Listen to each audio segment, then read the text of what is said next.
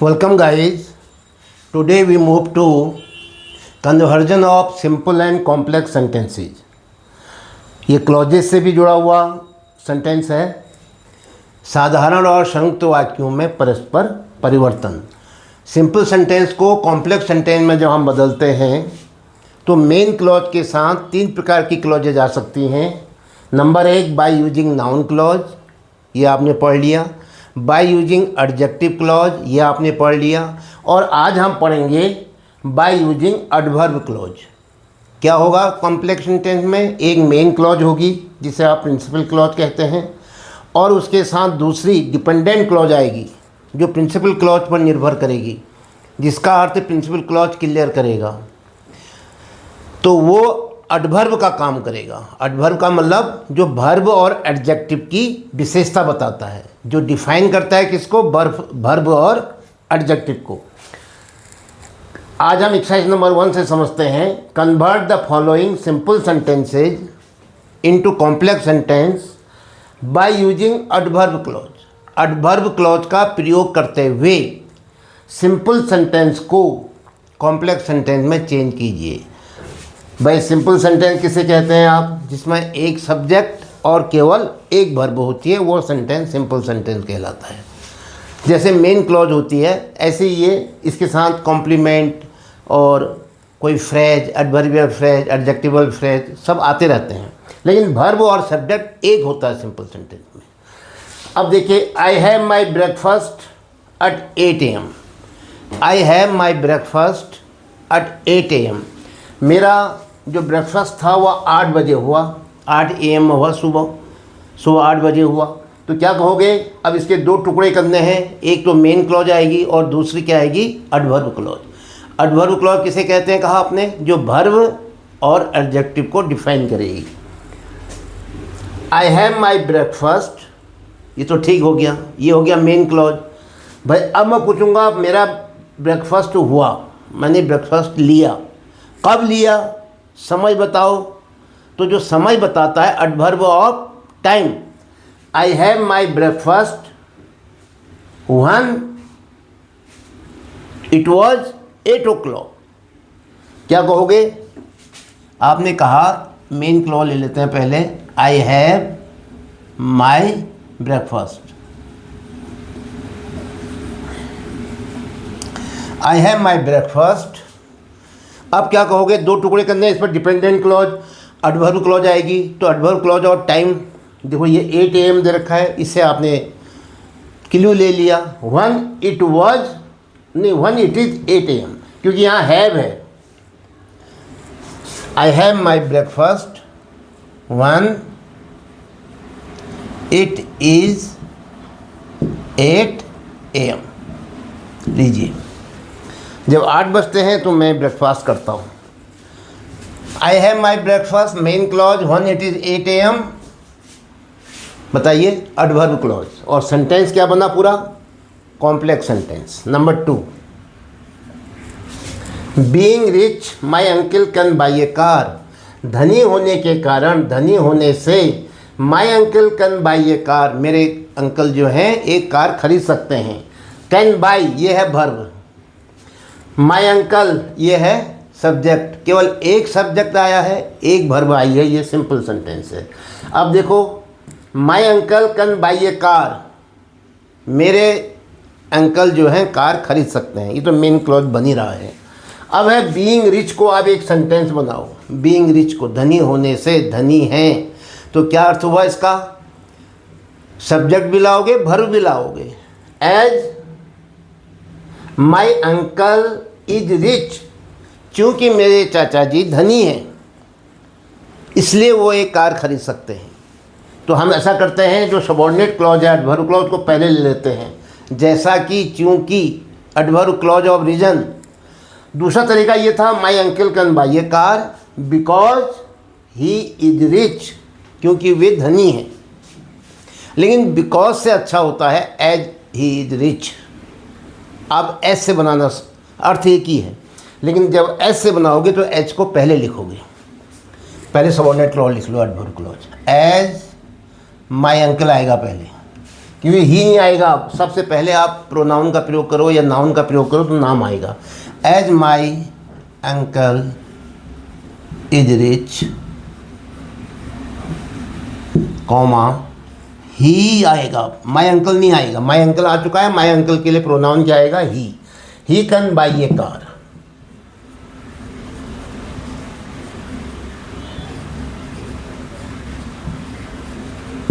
तो क्या होगा? He can buy a car, principal clause. As my uncle is rich क्या होगा? Adverb clause. सेंटेंस मिलकर के क्या बनेगा? Complex sentence. Number 3, he was too tired to run. ये सेंटेंस तो आपको आते ही हैं।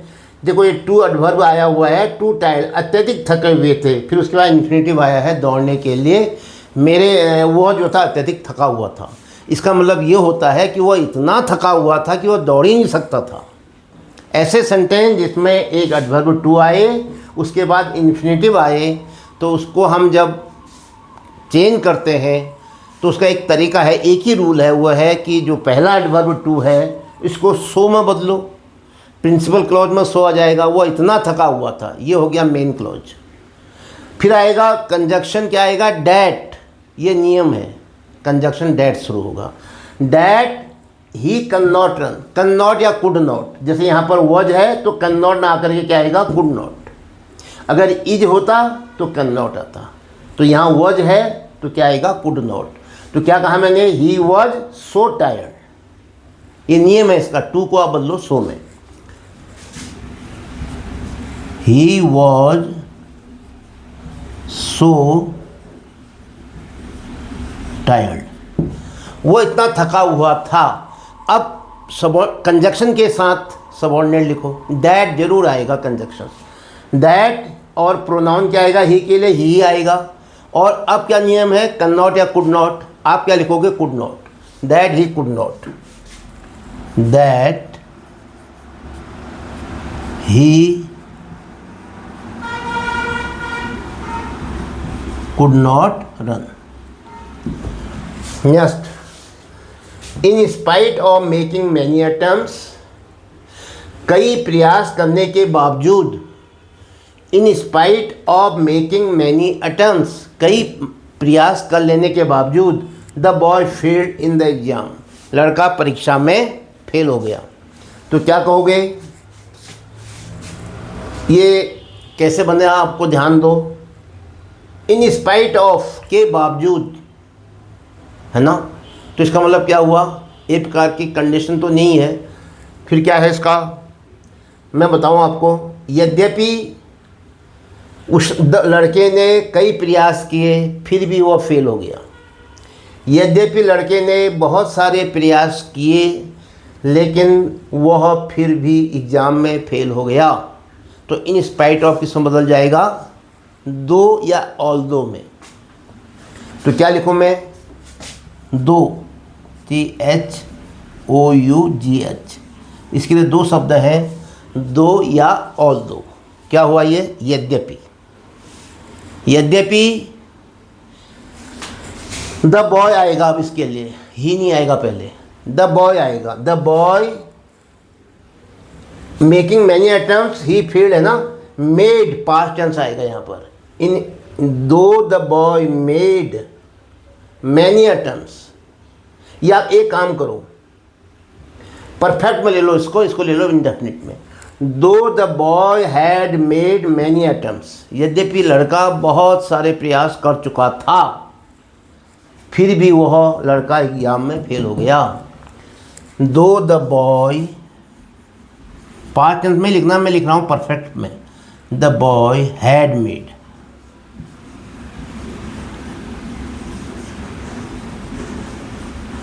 थर्ड फॉर्म आई यहाँ made, had made many attempts.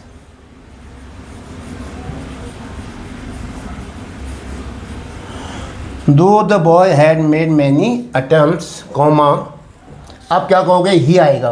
ही क्या था? Fail in the exam. ये कॉमा का मतलब हुआ फिर भी, कॉमा लगाए मैंने तो क्या बना? He failed.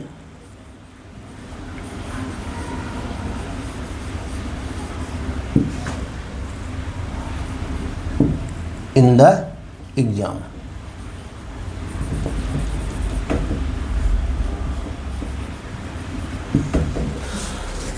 किसे बनाया आपने? दो the boy had made many attempts. क्या हो गया ये? Subordinate clause, adverb clause. He failed in the exam क्या हुआ? Main clause. पूरा सेंटेंस क्या कहलाया? Complex sentence. Number 5, you can succeed by being regular in studies. आप सफल हो सकते हो by being regular in studies, अध्ययन में रेगुलर होने से। स्टडीज में रेगुलर होने से तुम सफल हो सकते हो। तो कंडीशनल सेंटेंस है, by being regular in study. अगर तुम स्टडीज में रेगुलर होते हो तब तो तुम सफल हो सकते हो। कंडीशन किससे बनती है सबसे अच्छी? इफ़। तो क्या बना? इफ़ यू आर, ये प्रेजेंट टेंस है ना यहाँ, यू कैन सक्सीड, तो इसलिए मैं इज एम आर ले रहा हूँ। If you are regular in studies, अगर तुम स्टडीज में रेगुलर होते हो, कॉमा यू कैन सक्सीड, आप सफल हो सकते हो। You can succeed principal clause को बाद में लिख दो, पहले कंडीशनल सेंटेंस में इफ़ वाला सेंटेंस पहले बनाओ। If you are, by being कह रहा है, वैसे भी बीइंग से भी अंदाज़ा लगा लो। बीइंग किससे बनता है? इज एम आर से, वॉज और वेयर से। अब यहाँ कैन है तो यहाँ हम इज एम आर ही लेंगे, और यू के साथ क्या आता है? आर आता है। तो क्या कहोगे? If you are regular in studies, if you are regular in studies, comma, अब बताओ क्या आया? You can succeed.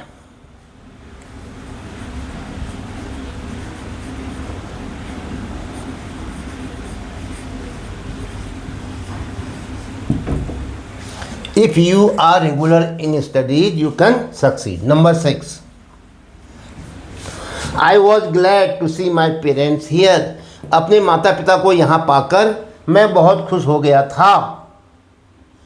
I was glad to see my parents here. अपने माता पिता को यहाँ पाकर।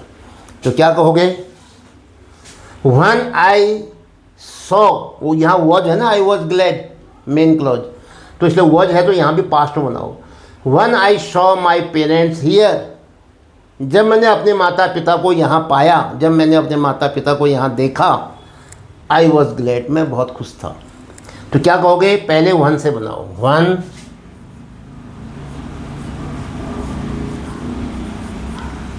I saw my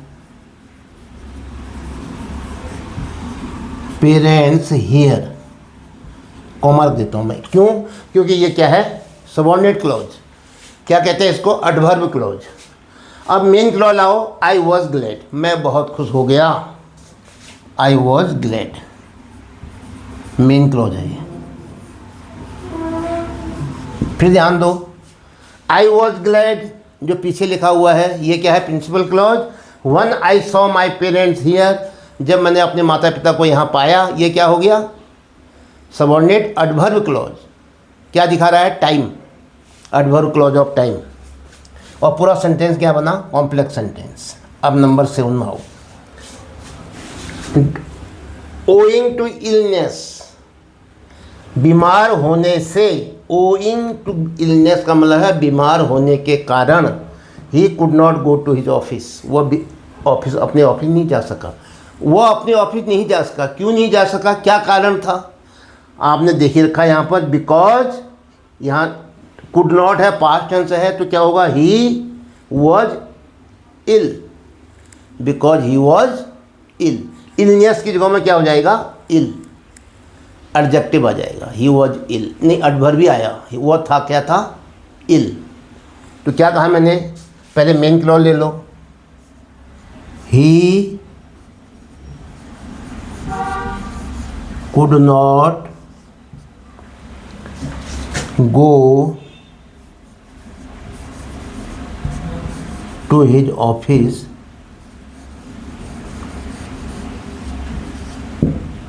he could not go to his office. अब लो adverb clause because, adverb clause of reason, कारण बता रहा है, बिकॉज ही वॉज इल।